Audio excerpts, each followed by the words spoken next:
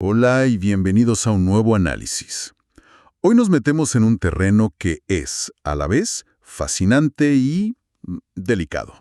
Dejamos atrás las herramientas que nos ayudan a entender la personalidad en el día a día para entrar de lleno en la psicología clínica. Voz en off.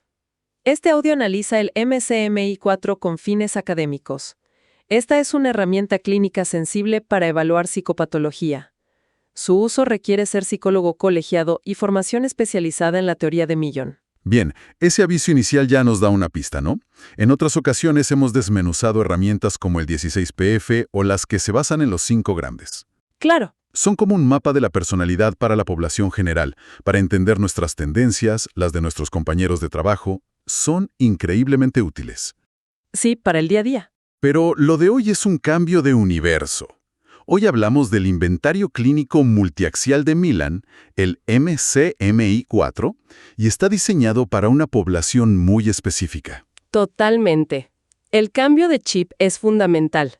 Esto no es un test de autoconocimiento para una tarde de domingo ni una herramienta de selección de personal. Para nada. Fue creado desde su núcleo para personas que ya están en un proceso terapéutico o psiquiátrico. De hecho, está tan metido en ese mundo que todo su lenguaje y su estructura dialogan directamente con el Manual Diagnóstico de Referencia en Salud Mental, el DSM-5. Y las fuentes que revisamos dejan claro que detrás de esta herramienta no hay improvisación. Se menciona a Theodore Million como la figura central y a sus colaboradores Seth Grossman y Kerry Million. Así es. Pero me llama la atención que algo tan estructurado no sea solo un buen cuestionario. Imagino que debe haber una teoría muy potente detrás para que funcione, ¿verdad? Esa es la clave de todo. No se puede entender el MCMI-4 si se ve solo como una lista de 195 preguntas. Claro. Es la punta del iceberg de una teoría de la personalidad increíblemente ambiciosa y coherente. Millon no quería solo describir, quería explicar el porqué. De acuerdo. Entonces, vayamos al motor de la máquina. Si no es un simple cuestionario, ¿de dónde sale toda esta estructura? ¿Cuál es la idea fundamental? La idea es elegantísima en su simpleza. Millon la llamó su teoría evolutiva de la personalidad. Ajá. Su premisa es que, seamos humanos o cualquier otro ser vivo, todos nos enfrentamos a 3 tareas existenciales básicas. Él las llamó polaridades, y la personalidad, tanto la sana como la que causa sufrimiento, no es más que el estilo particular con el que cada uno intenta resolverlas. Me gusta. Suena a que son como las 3 brújulas que todos llevamos dentro. A ver, ¿cuál sería la primera? La primera es la más básica de todas, la polaridad de la existencia. Es el eje placer versus dolor. Pura supervivencia. Pura supervivencia. La pregunta fundamental es, ¿qué mueve a esta persona principalmente? La búsqueda activa de experiencias gratificantes, de recompensas, de alegría. Ok. O su principal motor es un radar constante para evitar el daño, la crítica, el sufrimiento. Entendido. La clásica disyuntiva entre ir a por la zanahoria o huir del palo.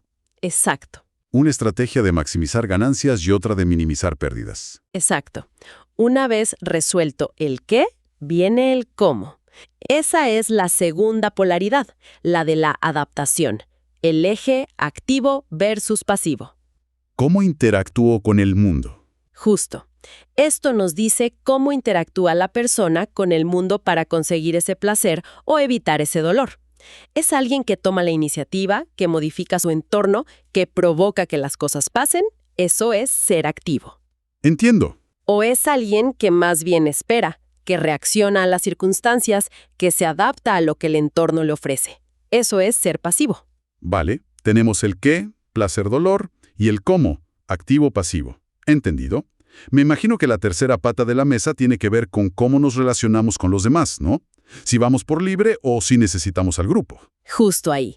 La tercera polaridad es la de la replicación. El eje uno mismo versus los otros.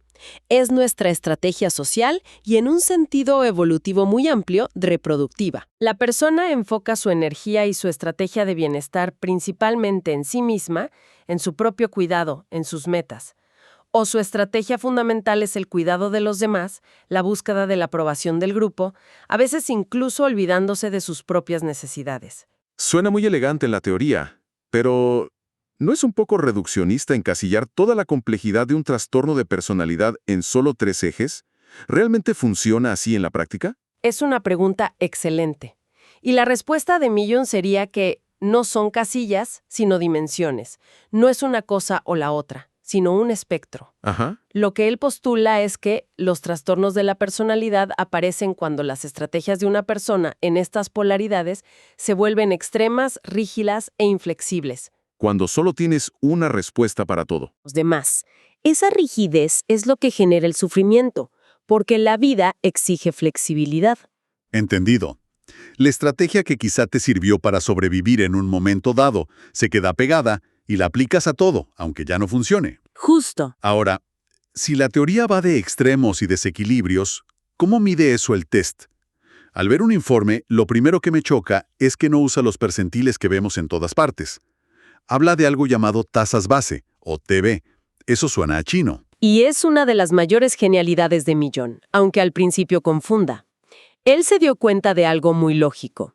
Los problemas de salud mental no se distribuyen como la altura en la población. Claro. No siguen una curva normal, una campana de Gauss. Tener un trastorno de la personalidad es, afortunadamente, relativamente infrecuente. Cierto. Por tanto, comparar a alguien que busca ayuda con el promedio de la población general no tiene sentido. Claro, sería como medir la fiebre de un paciente comparándola con la temperatura promedio de toda la ciudad, incluyendo a la gente sana. Es la analogía perfecta. El resultado no te diría nada útil sobre ese paciente en concreto. Exacto. Por eso, las tasas base hacen algo diferente. No comparan a la persona con la población general, sino que comparan sus respuestas con las de una enorme muestra de otros pacientes. Ah, De otras personas que también están en tratamiento. La puntuación de tasa base te dice cómo de prevalente o intenso es un rasgo o un síndrome dentro del universo de gente que sufre. eso lo cambia todo.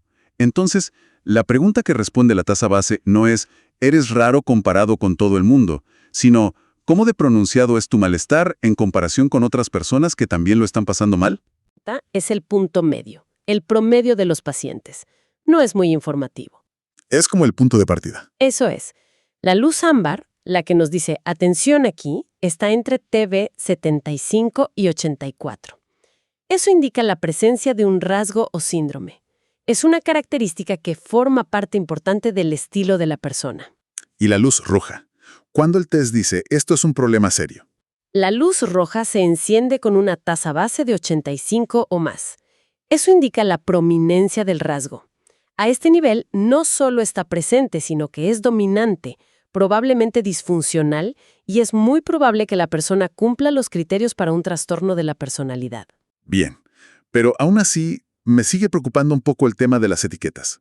Decir que alguien tiene una TB de 85 en narcisista o en evitativo sigue sonando a poner un ceño. Sí, entiendo. Sin embargo, las fuentes hablan de algo que parece darle mucha más profundidad. Las facetas de Grossman. ¿Qué son exactamente? Son el siguiente nivel de análisis. Y fíjate, una de las grandes mejoras de esta cuarta versión. Funcionan como un zoom o un análisis molecular de cada escala de personalidad. ¿Molecular? Sí, en lugar de quedarte con la etiqueta general, cada patrón se desglosa en 3 facetas más específicas que te dicen cómo se manifiesta ese patrón. Dame un ejemplo para que lo entienda bien. Claro, imagina una puntuación alta en la escala esquizoide. La etiqueta general es aislamiento. Pero las facetas de Grossman nos dan el detalle. Se divide en 3. Interpersonalmente desvinculado, que describe su comportamiento. O sea que no busca contacto. Exacto.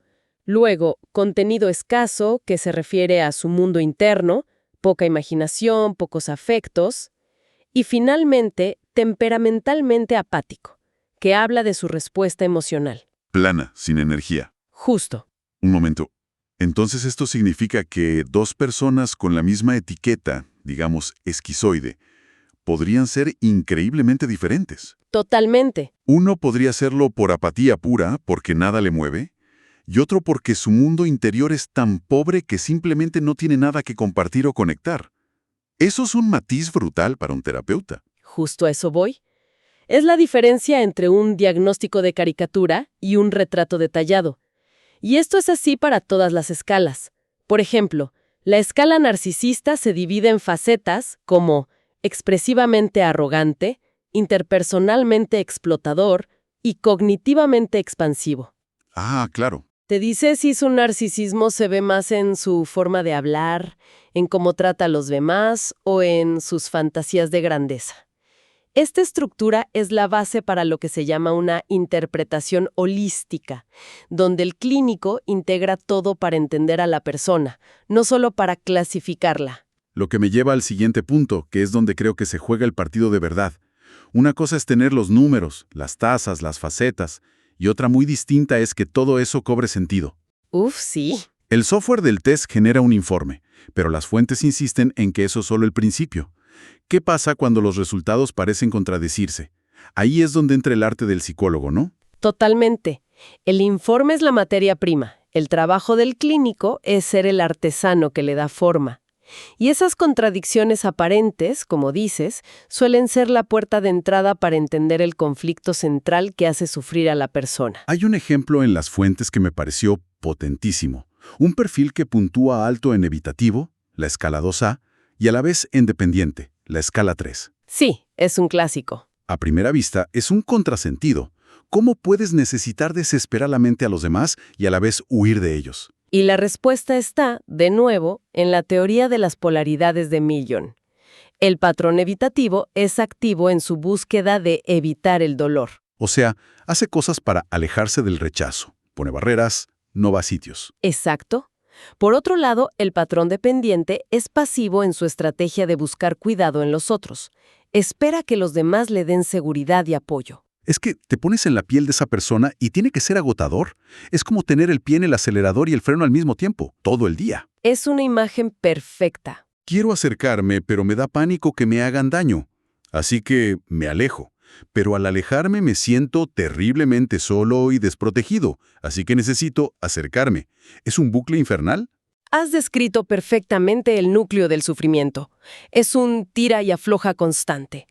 La interpretación de ese perfil no es «está confundido» o «el test se contradice». No. Es el conflicto central de esta persona es la lucha entre su necesidad de autoprotección y su necesidad de vinculación. Y eso, en terapia, es oro puro. Te da el mapa exacto de dónde hay que trabajar. ¿Y qué pasa con otras combinaciones complejas? En el resumen se mencionaba el perfil narcisista dependiente. ¿Suena todavía más raro? El narcisista se supone que se cree superior y no necesita a nadie. Parece un oxímoron, ¿verdad? Pero la teoría lo explica.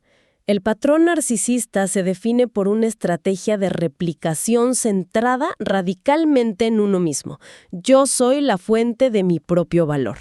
Ok. Pero si a eso se le suma un patrón dependiente que busca el valor y la seguridad en los otros, tienes un conflicto brutal. Claro. Es la persona que proyecta una imagen de grandiosidad y autosuficiencia, pero que por dentro tiene una necesidad desesperada de admiración y validación externa. Su autoestima es un castillo de naipes. Parece imponente, pero depende completamente del viento exterior, de que los demás le aplaudan. Y si no lo hacen, se derrumba. Exactamente, se derrumba. Y claro, comunicar algo tan complejo es un desafío. No es lo mismo escribir un informe para otro psicólogo que te va a entender si hablas de conflicto en la polaridad de replicación. Para nada. Si ese informe lo va a leer un juez, un abogado o incluso alguien de recursos humanos. Es un punto crucial. Al final, como dicen las fuentes, se trata de hablar en cristiano, ¿no? Dejar la jerga y describir cómo funciona la persona. Sí. En lugar de decir, presenta un conflicto entre las escalas 3 y 6B, es mucho más útil explicar, esta persona oscila entre una aparente seguridad en sí misma y una profunda necesidad de aprobación. Es mucho más claro. Y sigues.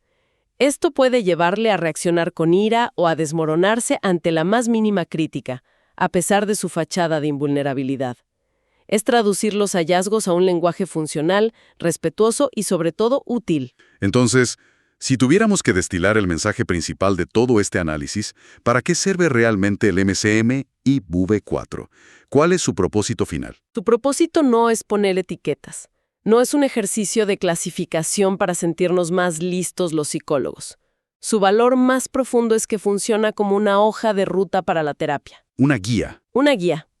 te permite entender la estructura de personalidad subyacente, que es como el sistema operativo de la persona, y que da contexto a los síntomas visibles como la ansiedad o la depresión. O sea, no solo ayuda a ver el qué tiene la persona, como depresión, sino el por qué su depresión se manifiesta de esa manera tan particular. Exacto. No es lo mismo una depresión en una persona con una base narcisista, que será vivida como una humillación intolerable, que en una persona con una base dependiente, que será vivida como un abandono catastrófico. Entiendo. El MCMI-4 te ayuda a ver ese terreno sobre el que crece el síntoma. Y eso permite que la terapia sea infinitamente más precisa, que vaya a la raíz del problema y no se quede solo en la superficie. Es increíble cómo todo vuelve al punto de partida. Milun construye toda su teoría sobre principios casi biológicos, evolutivos. Sobrevivir, adaptarse, relacionarse. Sí, es la base de todo. Y los trastornos de personalidad dejan de ser vistos como fallos extraños para convertirse en desequilibrios o versiones extremas de esas estrategias vitales que todos, en cierta medida, utilizamos. Y eso nos deja con una reflexión final, una pregunta para masticar. Si estos patrones que en la clínica vemos como disfuncionales son en el fondo estrategias evolutivas llevadas al extremo, Ajá. es posible que en otros contextos o en otros momentos de la historia de la humanidad esas mismas estrategias fueran adaptativas, quizá incluso necesarias para sobrevivir. Como una adaptación que se quedó obsoleta. Podría ser, lo que nos lleva a cuestionar la línea a veces tan nítida que queremos trazar entre lo que llamamos normal y patológico. Quizá la diferencia no está tanto en el qué, en la estrategia en sí, sino en el cuánto, en su grado, en su rigidez y sobre todo en si nos permite o nos impide vivir una vida plena en el mundo que nos ha tocado.